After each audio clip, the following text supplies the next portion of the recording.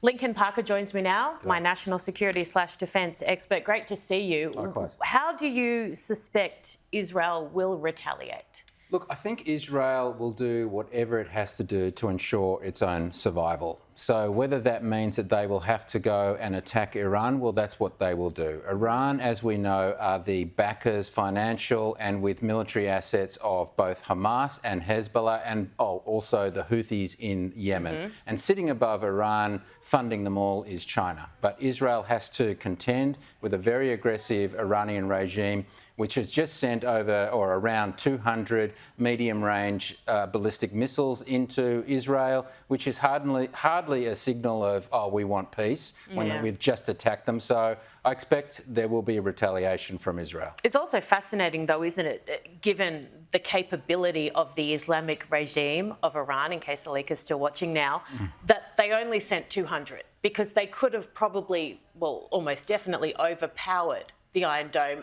had they wanted to escalate this into a bigger war, but they seem just as scared as anyone else. Well, and so they should be, because the world is waking up to their aggressive nature, as we are with China. But let's not forget that it has been reported that Iran is possibly 6 months away from developing a nuclear weapon. Now, the only reason that Iran will develop a nuclear weapon is to use it against Israel. So you can understand why Israel would want to attack their nuclear research facilities to prevent them being wiped off the map. No, absolutely. A little closer to home, Chinese leader Xi Jinping has given an ominous warning to Taiwan. I don't know how many warnings world leaders need when it comes to this situation. I mean, it's not like he's being cryptic. He is being very blunt in what he wants, and even more so just overnight. Well, that's right. He's used words that are almost identical to what was used in Mein Kampf by Adolf Hitler, when Adolf Hitler said people of the same blood should be in the same Reich. Now, Xi Jinping has said something very similar about Chinese of the same blood must be returned to China, even though Taiwan has never been a part of the People's Republic of China.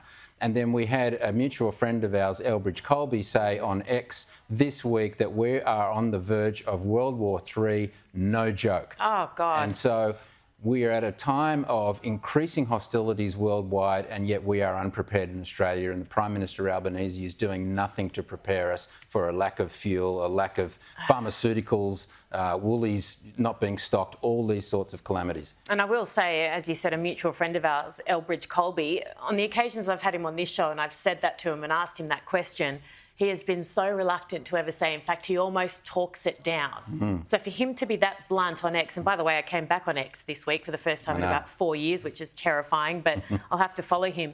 That scares me. And when you look at what's happening in the Middle East, is this almost the opportune time for China to act? It's absolutely the opportune time for China to try and invade Taiwan, because you've got a United States military that is demoralised, and they are stretched around the world because they're under this policy of being the global police, which is what the Democrats want them to do.